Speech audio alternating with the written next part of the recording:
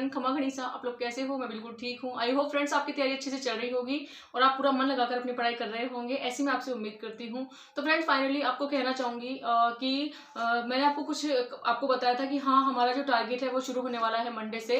तो आप इस चीज़ को भूलना मत, अगर आप रियली में सीरियसली तैयारी कर रहे हो और आप चाहते हो कि हाँ, हमारे दोनों जो सब्जेक्ट भी है और हमारा जो फर्स्ट पेपर भी है उसे हम अच्छे से कवर कर पाए, तो आपको बस यही करना है कि आज से आप अपना टारगेट लेकर चले 7 डेज का। ज़्यादा हम लंबा टारगेट नहीं लेंगे क्योंकि वो पूरा नहीं होता एक्चुअली में। अभी भी जो 7 डेज का टारगेट है ना, उसमें 2 दिन जो है वो मेरे खराब होने वाले हैं, वो आपको मैं पहले बता दूं। एक तो मंगलवार को है रांदा पोहा, जैसे कि शीतलाष्टमी है, बहुत सारे लोग सोमवार को ही मान रहे हैं आज, लेकिन बुधवार की वैसे 11 मार्च को शीतलाष्टमी है।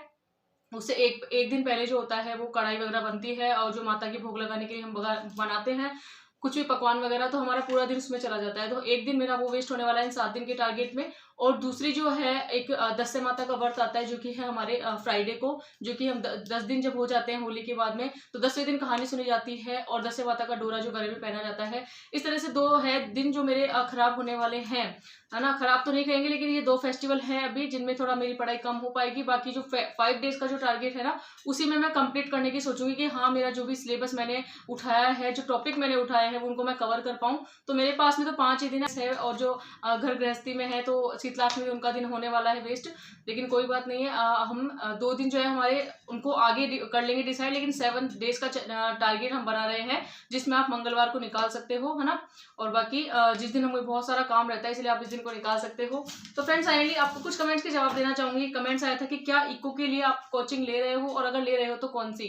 तो फ्रेंड्स आपको मैं बताना चाहूंगी, इकोनॉमिक्स के लिए मैं कोचिंग नहीं ले रही हूँ। मैंने कोचिंग किसी की नहीं ली है, मुझे कोचिंग लेने का सच में शौक ही नहीं है। अब आप लोग कहोगे कि क्या मैं इतनी माइंडेड हूँ जो खुद से पढ़ सकती हूँ। मैं माइंडेड भी नहीं हूँ, लेकिन बस मेरा यही कहना है कि अगर हमें सेल्फ स्टडी करके ही हमें सिलेक्शन लेना है तो मैं इन कोचिंग वगैरह के चक्कर में नहीं पड़ती हूँ। ऐसी बात नहीं है कि हाँ कि कोचिंग वगैरह बुरी होती है, हर एक इंसान को समझने के लिए कोचिंग की जरूरत भी होती है जब हम शून्य से शुरुआत करते हैं। लेकिन मेरा कुछ नेचर अलग है। मेरा ये मानना है कि जिस सब्जेक्ट में हमें प्रॉब्लम हो रही है ना, उसी की हमें क्लासेस देख लेनी चाहिए, या फिर आपको कोचिंग भी ले सकते हैं आप, ऐसी बात नहीं है। तो मैं इकोनॉमिक्स के लिए कोचिंग नहीं ले रही हूँ। यूट्यूब पर गणपत सिंह राजपुरी सर की क्लासेस है जो आना शुरू हो गई है, भारतीय आर्थिक समीक्षा करके, जिसमें सर ने कृषि वाला टॉपिक भी पढ़ा दिया है और जो बेसिक बातें है वो भी बता दी है। वो क्लासेस मैंने अभी तक नहीं ली है, लेकिन सर ने शुरू कर दी है यूट्यूब पर पढ़ाना। तो आप सर के चैनल को जाकर आप ज्वाइन कर सकते हैं और उस चैनल पर आप देख सकते हैं। तो हम इकोनॉमिक्स वाला पार्ट वहां से क्लियर कर लेंगे। और बाकी कुछ ऐसी है इकोनॉमिक्स में जो भी बस ये टॉपिक है, अधिकतर कृषि उद्योग सेवा ये सब है ना, तो ये हम सर से कर लेंगे, क्योंकि सर ने ये सारी चीजें है सर क्लासेस में कराने वाले हैं यूट्यूब पे, वो भी बिल्कुल फ्री। तो फिर मैं वहां से देख लूंगी इनको। और बस और तो कोई सब्जेक्ट में मुझे इतनी प्रॉब्लम आती रही है, क्योंकि हर एक सब्जेक्ट खुद का पढ़ना होता है, खुद को समझना होता है, तो इसलिए मैं कोचिंग नहीं कर रही हूँ। आई होप आपको अभी कमेंट का रिप्लाई मिल गया होगा। मैं कोचिंग नहीं कर रही हूँ और अब यूट्यूब पर क्लासेस ही ले लूंगी मैं, जहाँ भी मुझे इकोनॉमिक्स की क्लासेस लेनी होगी। दीदी मेरा पहला कमेंट है आज, तो थैंक यू सो मच। आप इसी तरह से कमेंट करते रहिए और आपको जो भी पूछना है आप मुझे कमेंट्स कर सकते हैं। एक कमेंट्स आया है कि हम गरीब हैं, ले नहीं सकते। तो देखो ऐसी बात है कि हमें अपने आप को इतना कमजोर कभी नहीं समझना है। मानती हूँ कि दुनिया में 2 ही तरह के लोग होते हैं, गरीब होते हैं या फिर अमीर होते हैं। हम सब उन्हीं में से एक हैं। आपको लगता है कि आप ही गरीब हो, हम सब भी उन्हीं में से एक हैं। और लेकिन कहीं ना कहीं हम चाहते हैं कि हाँ, हम तैयारी करके हमारे बुक्स का सहारा लेकर हम हमारे जो सिलेक्शन है उसे पाले या फिर हमारे सपने को पूरा करें। तो आप अपने आप को कभी कमजोर मत समझना। और रही किसी भी टॉपिक की बात, अगर आपको किसी भी टॉपिक में प्रॉब्लम आ रही है, आप मुझे कमेंट कर देना, उस टॉपिक का मैं वीडियो बनाकर अच्छे से मैं आपको प्रोवाइड करा दूंगी। वैसे जिस भी टॉपिक में प्रॉब्लम आ रही है उस टॉपिक का मैं वीडियो बनाकर यूट्यूब पे अपलोड कर दूंगी। आप आराम से देख लीजिए, उसे सुन लीजिए। लेकिन अपने आप को इतना कमजोर मतलब अपने आप को इतना कमजोर महसूस मत कीजिए कि हाँ हम गरीब है वो है, क्योंकि इतना कमजोर समझना भी हमारी सबसे बड़ी गलती होती है। क्योंकि हमें क्या है, अंदर से स्ट्रांग रहना है, प्रिपेयर रहना है हर किसी बात के लिए। अगर आपको मैं मेरा बताऊं ना, अभी जो प्रेजेंट में जो मेरी स्थिति है वो यही है कि मुझे पढ़ाई बिल्कुल छोड़ देनी चाहिए। अब आप समझ सकते हो कि हाँ मेरी ये वाली स्थिति चल रही है अभी कि मुझे पढ़ाई छोड़ देनी चाहिए और बाहर काम पे लग जाना चाहिए, काम पे निकल जाना चाहिए, है ना। वो वाली स्थिति चल रही है मेरी अभी। लेकिन फिर भी मैंने अपने आप को मौका दिया है कि नहीं, मैं थोड़ा कोशिश और करके देखती हूँ कि अगर इसमें सिलेक्शन हो जाए तो सही है ना, मैं थोड़ा और कोशिश करती हूँ। इस तरह से मतलब मैंने हार मानना नहीं सीखा है।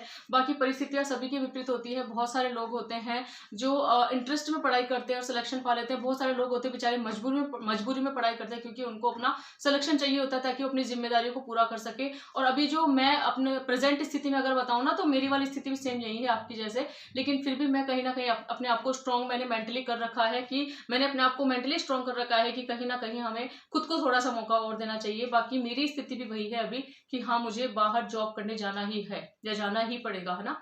तो बस वही है सेम। तो अपने आप को इतना कमजोर महसूस मत कीजिए आप लोग। और रही बुक्स वगैरह की बात, तो कोई टॉपिक आपको अगर नहीं आता है तो आप मुझे कमेंट कर देना, मैं उसका वीडियो बना दिया करूंगी। मैं रियली में आपसे तैयारी करना चाहती हूँ सेकंड ग्रेड की। सीरियसली आप मुझे लोक प्रशासन और समाजशास्त्र की कौन सी बुक लेनी है, तो आपको कहना चाहूंगी सुगम की बुक ला सकते हैं आप। समाजशास्त्र की भी आपको मैंने बुक बता रखी है, लोक प्रशासन की बता रखी है। आपको बुक बता दूंगी कि लोक प्रशासन और समाजशास्त्र के लिए कौन सी बुक लेनी है। आपकी जो भी टॉपिक बचे आप उनको पढ़िए, मैं आपको बुक बता दूंगी किसी नेक्स्ट व्लॉग में कि हाँ, समाजशास्त्र की और पब्लिक की कौन सी बुक लेनी है। वैसे मैंने पहले वीडियो बना चुकी हूँ मैं, आप जाके देख भी सकते हैं वहां पर। एक हुकुम ऑफ हिस्ट्री और पॉलिटिकल साइंस की बुक का रिव्यू कीजिए। बिल्कुल मैं रिव्यू करूंगी, और मैं कोशिश करूंगी हिस्ट्री वाली बुक का भी अच्छे से बुक रिव्यू करने की, और पॉलिटिकल साइंस की बुक जो मैंने ली है उसका भी बुक रिव्यू अच्छे से कर दूंगी। जब तक आप अपना पढ़ाई करते रहिए धीरे धीरे। एक कमेंट मेरे पास में आया था कि दीदी आपके पास में जीके की बुक कौन सी है, बताना प्लीज। तो देखो, आपको मैं कहना चाहूंगी इस बार गाइड वाली बातों में मैं उलझी नहीं हूँ, है ना। वैसे गाइड लाने का मेरा मन था, लेकिन मुझे इतना जरूर पता था कि गाइड को मैं एग्जाम से पहले कंप्लीट नहीं कर पाऊंगी। तो मेरे पास में जो भी ऑथेंटिक बुक थी ना, मैं उन्हीं से अपने टॉपिक पढ़ रही हूँ। मेरा क्या सीन रहता है, जैसे कि मान लो मैंने सिलेबस उठाया,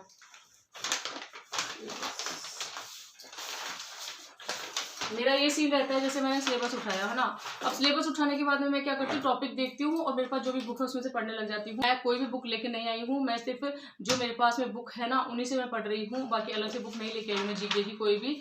जैसे कि मैं आपको बता दूंगी अच्छे से, राजस्थान ज्योग्राफी के लिए मैं क्या पढ़ रही हूँ, राजस्थान हिस्ट्री, राजस्थान कल्चर, विश्व भारत का सामान्य विज्ञान, सभी के लिए मैंने बता दिया आपको। एक बार और मैं बता दूंगी, करंट अफेयर्स और साइकोलॉजी मैं कोई बुक नहीं लेके आई हूँ, और मेरे पास जो भी बुक है मैं उन्हीं से पढ़ रही हूँ। मैं क्या करती हूँ, टॉपिक देखती हूँ, फिर टॉपिक बुक में से पढ़ने लग जाती हूँ, उससे मेरा टॉपिक अच्छे से क्लियर हो जाता है।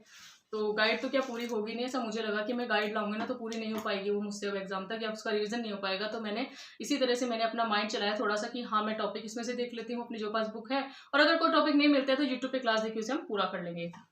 पहले ये बताओ आप कि आपके पहले एग्जाम में कितने क्वेश्चन आए थे और अब तक आपका कितना सिलेबस हुआ है। ठीक है, पहले मैं आपको ये बता देती हूँ।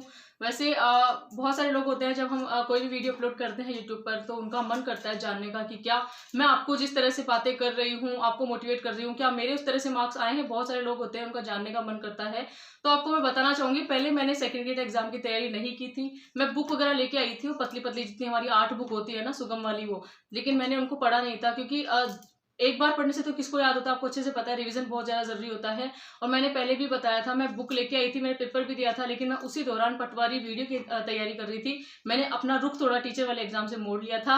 उसका नतीजा यही था कि वो पेपर मेरे अच्छे नहीं गए थे। तो एक चीज और होती है कि ना, जब हम एग्जाम देने जाते हैं ना, तो हमें खुद का माइनस पॉइंट पता होता है कि हाँ, मेरी कितनी तैयारी है कितनी नहीं है। तो मैं क्वेश्चन तभी मिलाती हूँ जब मुझे 100% लगता है कि हाँ, मेरा आज वाले पेपर में मेरे क्वेश्चन सही हो सकते हैं, मेरे नंबर आ सकते हैं, तभी मैं मिलाती हूँ। मेरा एक ये सीन और रहता है, जब भी मैं कोई पेपर देने जाती हूँ ना, उसके क्वेश्चन में तभी मिलाती हूँ जो मुझे अंदर से पॉजिटिव वाइब आती है कि हाँ, इसमें मेरे सिलेक्शन के चांस है, या फिर इसमें मेरे इतने क्वेश्चन सही गए होंगे। जहां मुझे लगता है कि मेरे क्वेश्चन इतने सही नहीं गए होंगे, वहां मैं मिलाती ही नहीं हूँ आंसर। और सच बता रही हूँ आपको, रियली में मैंने आंसर की नहीं मिलाई है। मुझे ये भी पता नहीं मेरे कितने क्वेश्चन सही गए, कितने क्वेश्चन गलत गए। तो आई होप आपको आपकी कमेंट का रिप्लाई मिल गया होगा। और आप पूछ रहे हो मेरा सिलेबस कितना हुआ है, तो आपको कहना चाहूंगी एक बार भी मेरा सिलेबस नहीं हुआ है अभी।